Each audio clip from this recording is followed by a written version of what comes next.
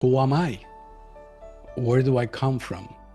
And what is my life purpose or my true purpose of life? Francisco Valentin, welcome to Passion Harvest. Oh my gosh, I can't wait to have you on the show today. I'm really excited about, well, this is your show today, our conversation. Welcome.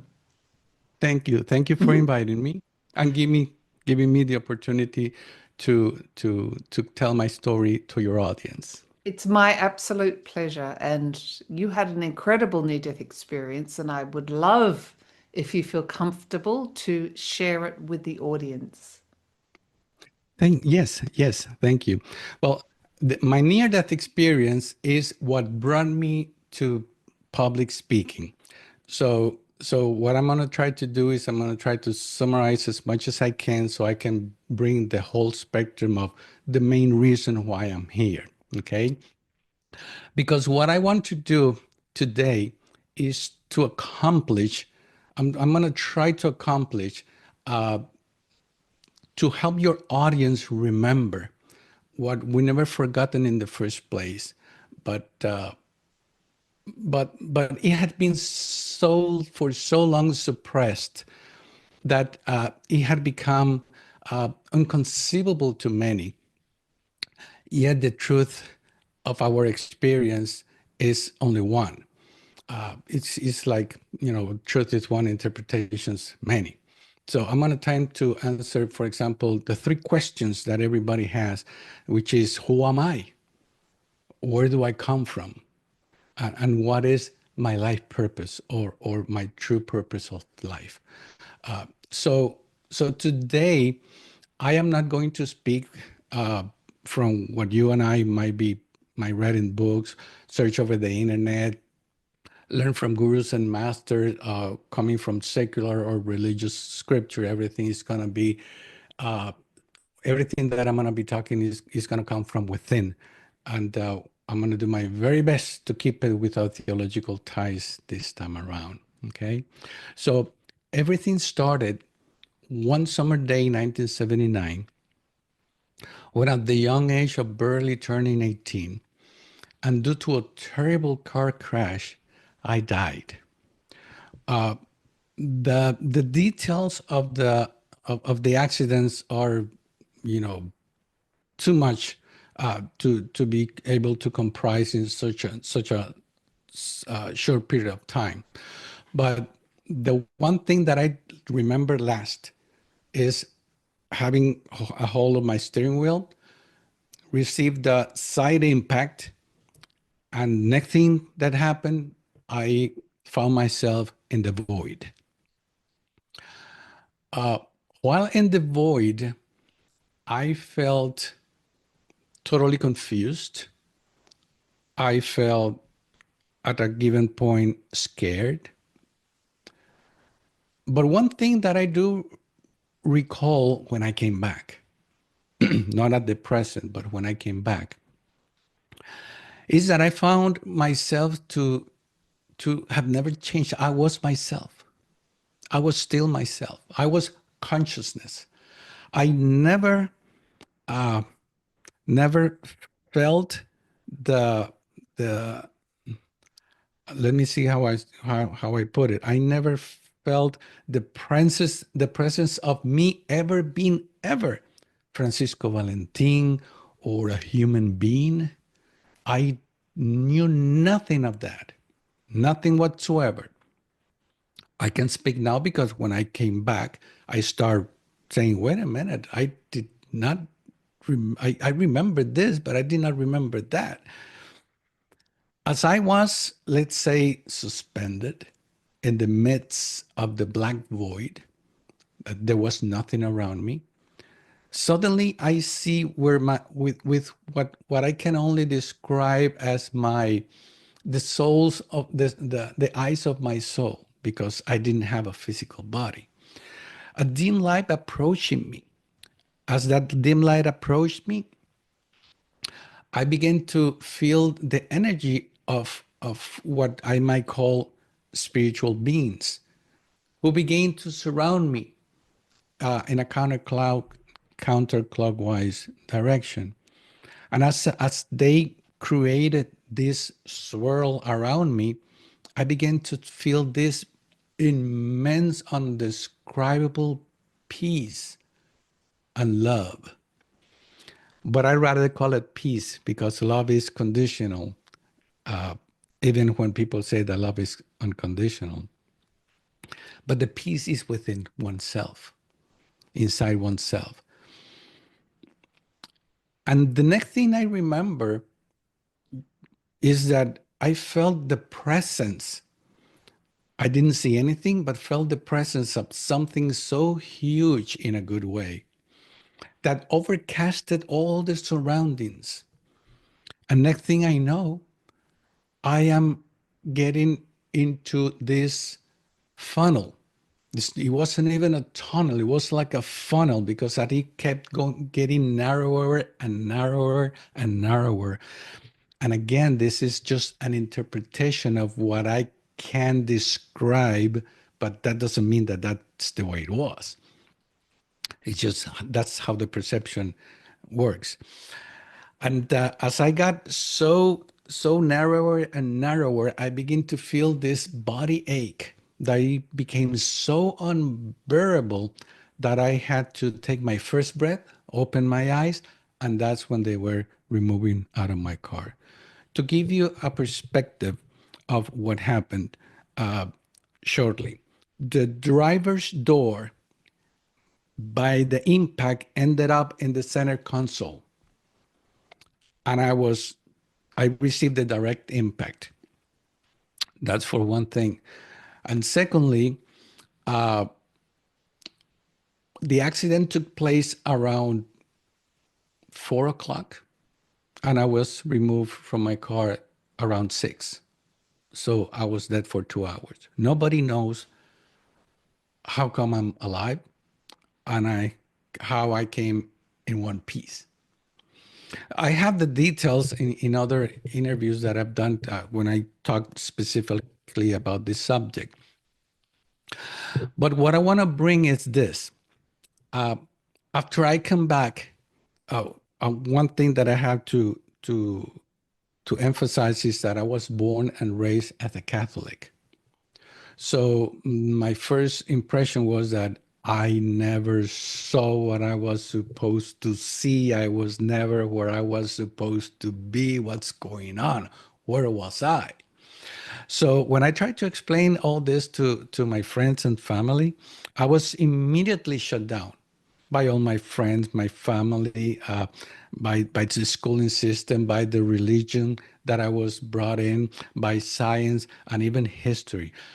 But I was too young to explain. I mean, how can you explain something so drastically in convolution with what I have been taught? And how can you explain that to your parents, to your teacher, to the priest? So that's when I said, you know what? I'm gonna keep it to myself and take it to the grave. And I keep on with my life. I got married. I raised 3 beautiful children who now are fully adult, and everything was good and dandy until one day. And the day was July 7, 2011, when a spirit of light manifested through my 20-year-old son's voice at that time to remind me of an agreement that took place back in 1979 in return for my life. But first, it answered all those questions that that I couldn't get a straight answer from humanity. And before it left, it granted me what I learned to call higher truth. And when higher truth manifested in me days later, higher truth in this particular case is, I can describe it as sparks of memory recall, like live reviews, but I wasn't dead, I'm alive. Where I learned to see what I was able, not learn, but I was able to see everything from, not from the actor, but from the observer. As an actor, you you are focusing on what you hear, what you think, all your preconceived ideas, and you make judgment of what you perceive. But as the observer, you are seeing the whole picture and the emotions that you bring, the good, the bad, and the ugly, based on that experience, but as the observer. And that's when I realized that in 1979, yes, indeed, I died to ratify that there is life after death. Another memory recall brought me to realize that in the year 2000, my mother had a near death experience. But it was for me to learn that there is divine intervention. That in the year 2002, as another memory recall, I had a near death experience myself. Now, I need to point out that in 1979, I call it a death experience. And in the year 2002, it was a near-death experience. There were two different events. And that near-death experience was for me to learn how perception works. But as you can see, those three events in my life, I didn't recognize them as such. 1979, I was too young. I didn't even know that I died. I knew that I had an experience, but because I was blocked down, the science was telling me, no, that's a neurological issue, because of the accident. The priest, forget about that. And my family trying to explain, they couldn't understand. Uh, and in the year 2002, the year 2000, I believed the medical field. And the doctor told me, no, that thing that happened to your mom, that happened all the time. Okay. And I believed him. And in the year 2002, when I had my near-death experience, uh, they couldn't find anything wrong with me. They took me to the hospital. They did all kind of research and everything and tests, whatever. They couldn't find anything wrong with me. So they thought that it was depression. And I believed all of them. But now with higher truth, I realize that these are a series of events that were happening to get me to that point, to the year July 7, 2011. Now, let me explain the year 2011. In the year 2011, my 20-year-old son, at the time, we were sharing time together. We were having dinner and talking, and coincidentally, my wife was traveling because of business travel. My youngest daughter was studying abroad in one of those exchange programs, student exchange programs. And my son was going to college and he was staying with us for summer vacation. So after the day was done, I mean, we were going to call it the night. My son, and I gave my son the usual hug, good night, I'll see you tomorrow. My son told me, stop, wait, Dad, I want you to listen to this piece of music that I love to hear when I try to meditate. And that's when I was kind of tired, but I felt compelled to go and listen to the music. So I said, okay, well, let me go to the restroom and I'll come back. I want to give this little detail that I was barefooted. So when I was walking towards his room, I already heard the music pretty loud. I was barefooted, so no one could hear my steps. And when I approached the door frame, immediately my son, who was facing the wall, out the wall on the sidewall, he said, look, Dad, how beautiful. I can see orbs all over the place. I was still at the door frame. He couldn't see me. He couldn't hear me. And that shocked me a little bit. So I approached him very smoothly. And I realized that he had his eyes closed and moving his head rhythmically. And as I approached him, I said, "What do you mean?" And he said, "Oh, I can see orbs all over the place, but we are one." Now he was sitting down and I was standing up next to him. And I thought he was giving me a prank. So when he said, "We are one," I said, "What do you mean we're one?"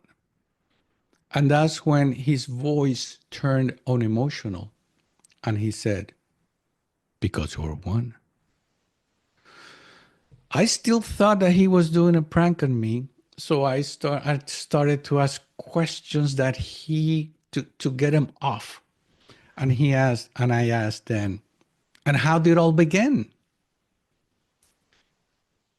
And he gave me an answer. And I asked the same question in another way because I wanted to get another answer. And I kept receiving the same answer. And I shifted again and tried to make the question in another way, but I got the same answer. So I started beginning to ask questions, those questions that I have kept in my mind that I couldn't find a real answer from humanity. And all those questions, those answers were given to me one by one. But it got to the point that I began to formulate the question in my head, and simultaneously I was getting the answer before I asked the question. And that bugged the heck out of me. And in frustration, I said, "So what am I doing here?" That's when the spirit of light, because it wasn't my son, stopped moving his head, stood up, turned toward me, opened his eyes, and very energically he said, "Don't you remember that you and I agreed for me to come down for you to help me do my job?" Closed his eyes, turned around, sat down, began to move his head rhythmically, and I just surrendered. I couldn't believe what I was hearing. And but then I asked a few more questions. And when the session ended, because there's a point in which all the questions were answered, and poof, it goes away. I asked my son, do, do, do, do, do you remember what just happened?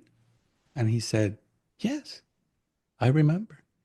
Later on, upon asking him, in different ways, he later on confirmed that he remembered as if he always had known. So basically, all we do is remembering. We're not learning, we're just remembering. And then I asked him, that very night, I asked him, "And do you remember when you stood up and you turned your..." And he said, "No, I don't remember."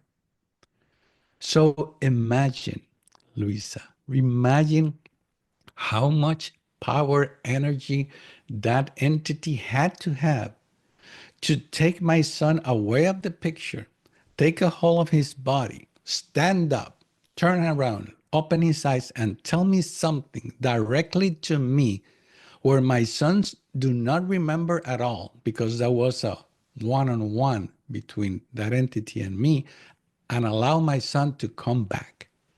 Imagine that energy that must have taken place. When we finally call it the night, the following day I wake up with this urge to write. I am not a writer. I've never been a writer. I'm a lousy reader. And when I took my laptop and opened it up, and as I put my hands on the keyboard, I realized that I was typing verbatim everything that was exchanged or spoken between that spirit of life and yours truly the previous night. Call it automatic writing, because I do not have that ability. of recalling word by word what transpired that evening. And the following days, moving forward, up until today, I began to receive in the middle of the night between 1 and 3 a.m. I was woken up to download or receive, I rather say, information so easily to understand, so beautifully understandable, yet so profound about our true origin and purpose of life that I began to write it down. Later, I decided to record it because, I mean, how much can you write when you are waking up at 1 a.m., you're barely having light, and I didn't want to bother my wife. I had to go to another room, and you get burned.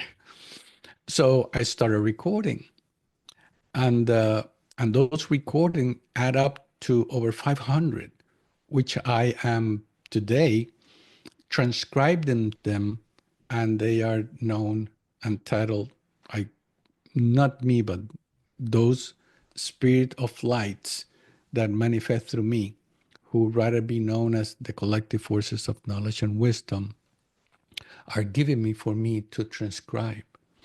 In other words, what I'm doing is I'm doing my end of the bargain. I was reminded that there was a deal which I do not remember from 1979. And with that, I want to bring this little detail. Not because you don't remember if you ever have a near-death experience or a spiritual transformative experience. Not because you don't remember means that you didn't have such experience. Because what was allowed for me to bring forward in 1979 was only that little part that I could barely manage because I was too young.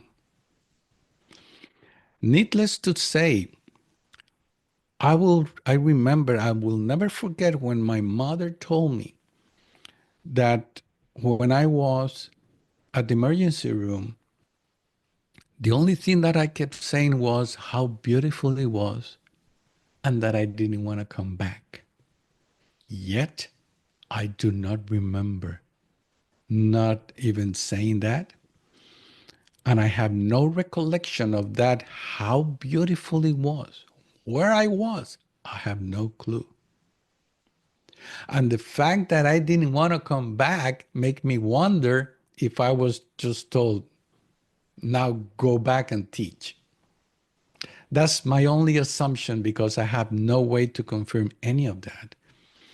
But I can tell you that later on I learned that I went through those experiences, 1979, year 2000, 2002, and a beautiful experience in 2010. That brought me to that moment where I could learn enough to be able to grasp that information and do my job. If the information would have come from somebody else other than my son, I would have dismissed it easily. But because I know the nature of my son, his personality, his character, there's no way I could doubt it. Especially when after that I began to download all that information that to me it was so easy to understand. It's like, for example, just to give you an idea, it's like if you were having a 5-year-old who barely knows how to add and subtract, given an algebraic equation, and I was able to understand where that algebraic equation came from because I knew how to add, subtract, multiply, and divide and get the answer in just like that, like 1 + 1 is 2.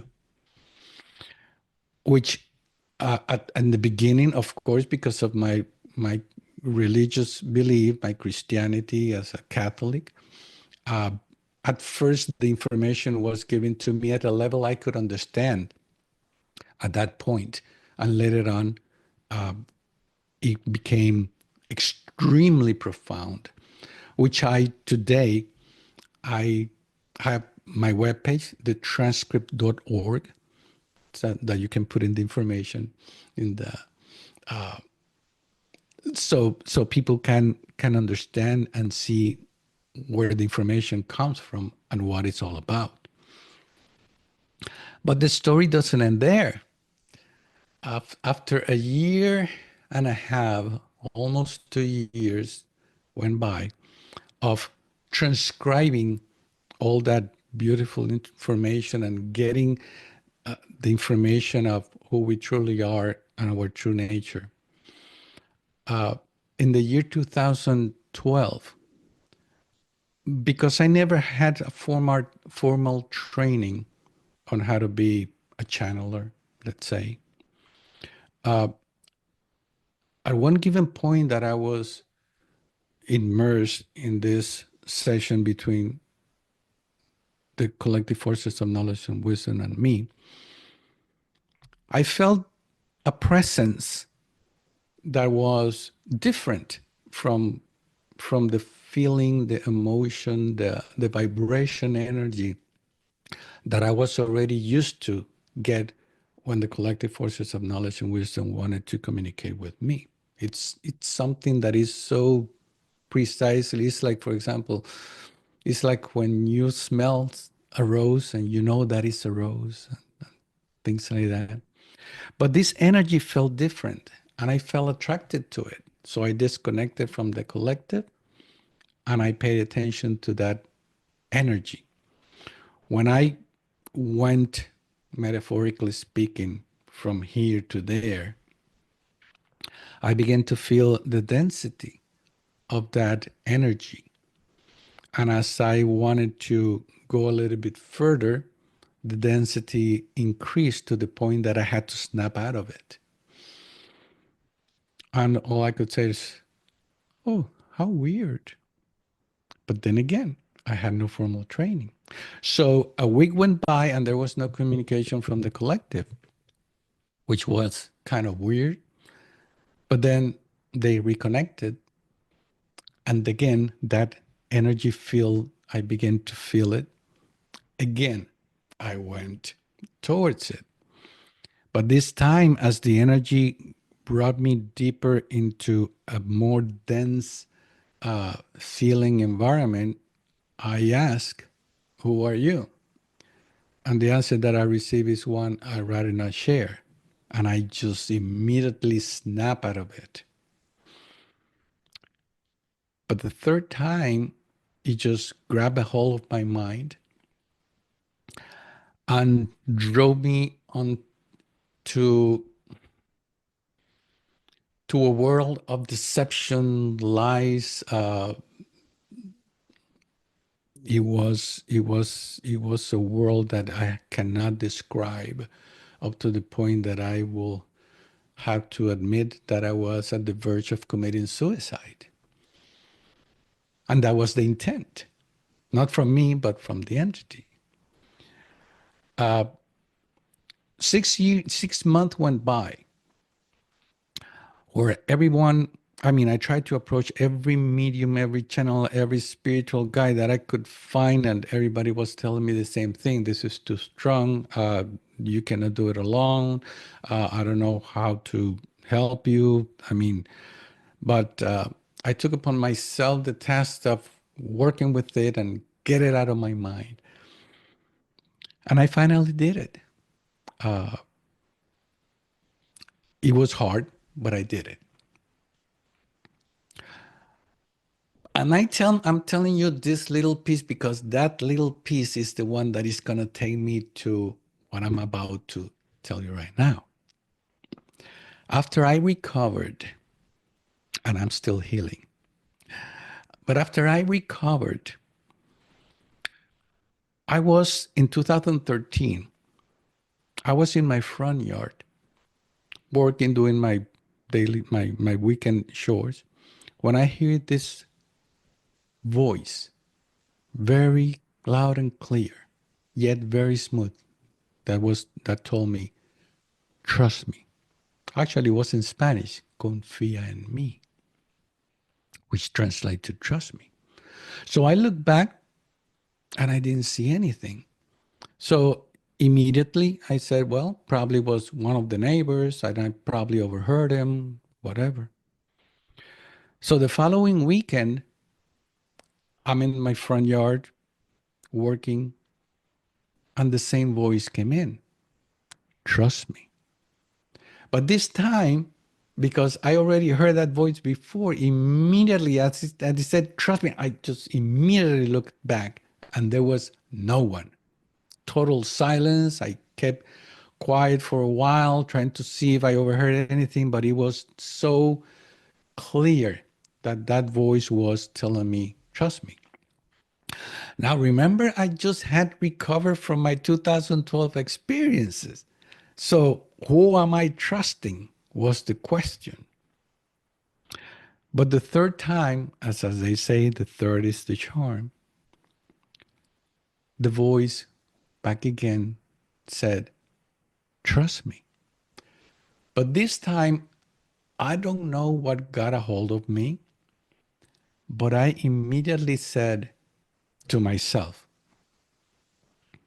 okay, I'm going to trust you. Immediately, I dropped everything that I had in my hands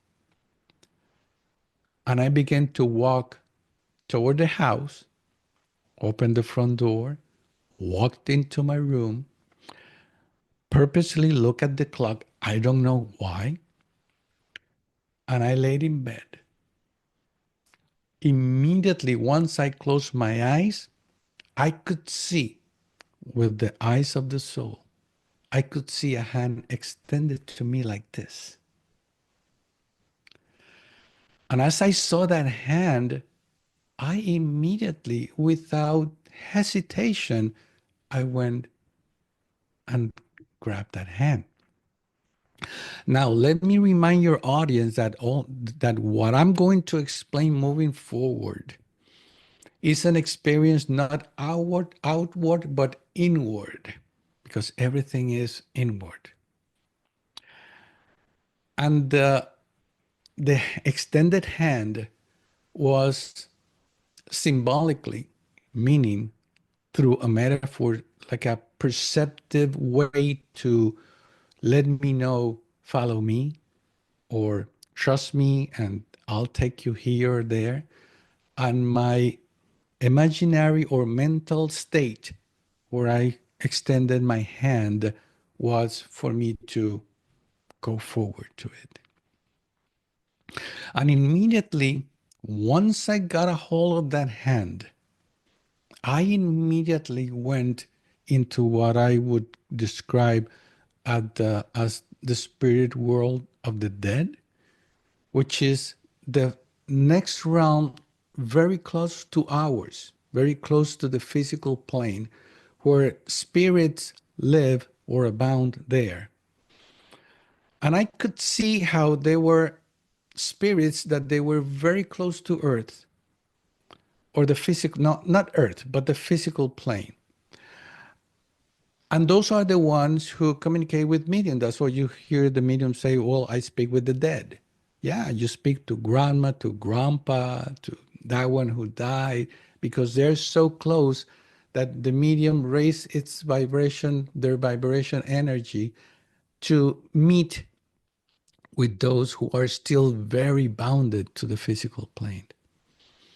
But also I saw or recognized a lot of other spirits that are, or soul, I rather call them souls, who are a little bit more detached and far detached from the physical plane, but yet still are there living in that realm.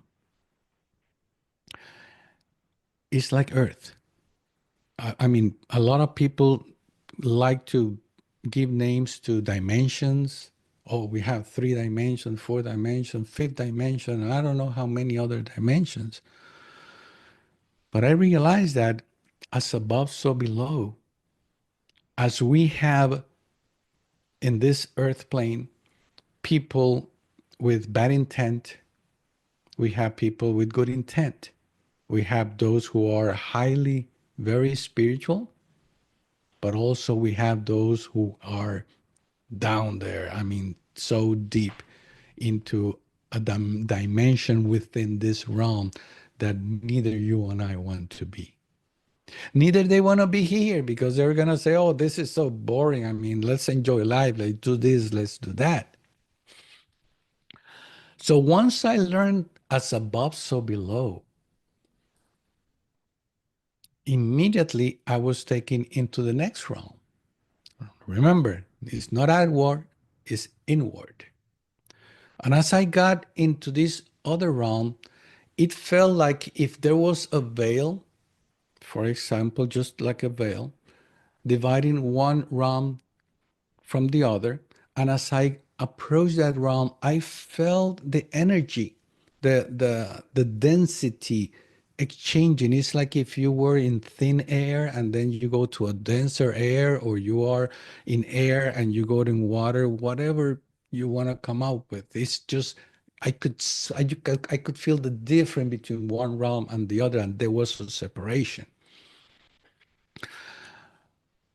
And as I got into this realm, as I was taken in this realm, I found myself immersed in this world. Everything was, by the way, everything is dark. Everything is like saying it was like in the black void. I could see geometrical figures all over, different sizes, different shapes. But I knew that it was a metaphor for me to understand. Now, let me remind you that I am going through this second round, the first round and the second round, like in a protective bubble. I was able to see, but I'm not able to interact.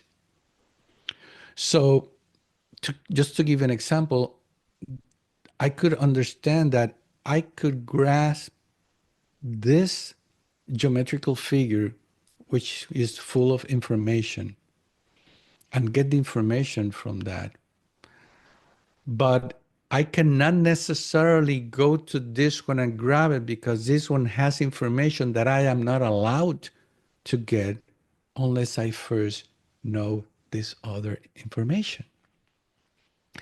Meaning that not because everything is available, everything is known, or you can know everything. And later on, I learned that that's exactly what I was being. In other words, I was going through the experience myself of everything that was being told to me on July 7, 2011, when the Spirit of Light was answering all my questions. In other words, not only am I answering your question, but I'm taking you there so you can live the experience and can bring it to humanity. So once I understood that I can get this, I can get that, but not necessarily can be able to get that. Once I understood that, I was taken to the next realm. Again, inward, always inward. When I went through the next realm, same thing, a different energy or feeling or whatever. I mean, it's I'm trying to put words into something so abstract that cannot be defined in any way. And that's when I was surrounded by sparks of light. Immediately I understood that it was life in its purest form. I knew the individuality within the collectivity. And at that point, that entity that was taking me by the hand stepped aside and allowed me to be there all by myself. Remember that I've said that the first two instances I was in a protective bubble. Here, I'm not in that protective bubble. And as I saw those sparks of life everywhere, I moved forward to what I could say that is the next realm. But this realm was like a white wall, but there was no wall. It was like a bright, I mean, extremely bright, but it didn't hurt. To the opposite.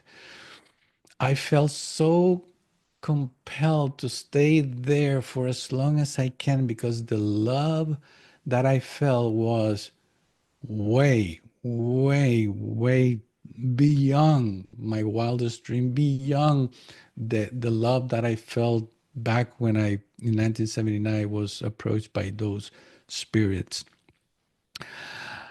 And I wanted to stay there forever because of the love that I felt. Before that, that wall, it wasn't a wall, it was a realm. Because I knew that I could get into that realm, but I didn't want to.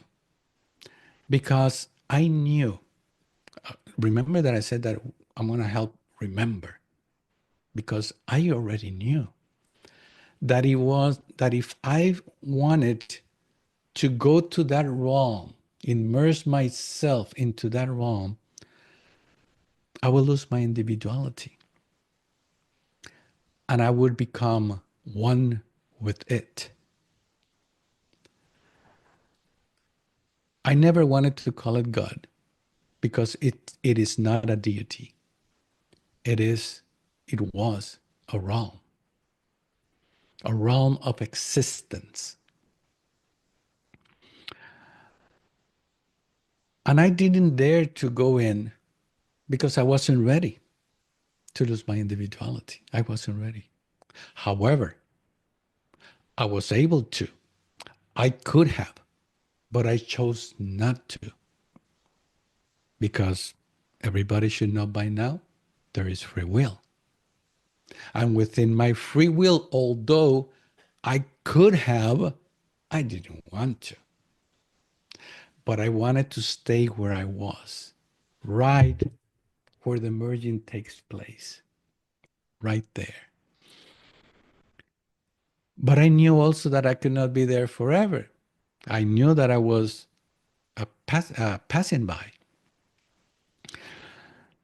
And if you keep paying attention to the specific of my words, all I'm telling you is that I'm remembering. It's all about remembering. I'm not learning. I'm just remembering. And that's when, with my intention, I looked to the side to the entity that was taking me, and there was a fractional moment when it's like when you just don't use word, but you go, I get it.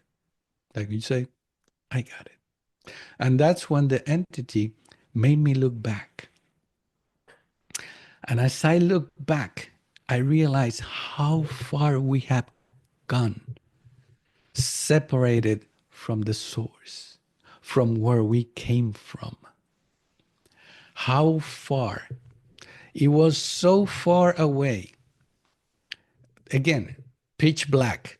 I just knew that I was so far away that I could not identify myself with that where I came from. And once I acknowledged that, it was again like, okay. And that's when I was taking boom back to my room and I opened my eyes. Immediately, I look at the clock and it was 10:15. Only 15 minutes went by, but it felt like hours. And one key point is that I wasn't taken back round after round after round to come back. It just was boom, and I went back. And here's my message. We all are one. You know the expression "we're one." We all are one. We came from that oneness and we separated. I mean, if I take you back, we were with that one. We were the one who got separated. We were the ones who acquired knowledge. We were the ones who densified and became souls.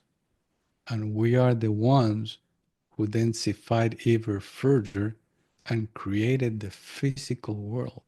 And here we are today trying to go back home. But we don't know how to because everything had been tainted for so long with religion, with belief system, with stories and metaphors. And that's my job. I am doing my end of the bargain. I died in 1979.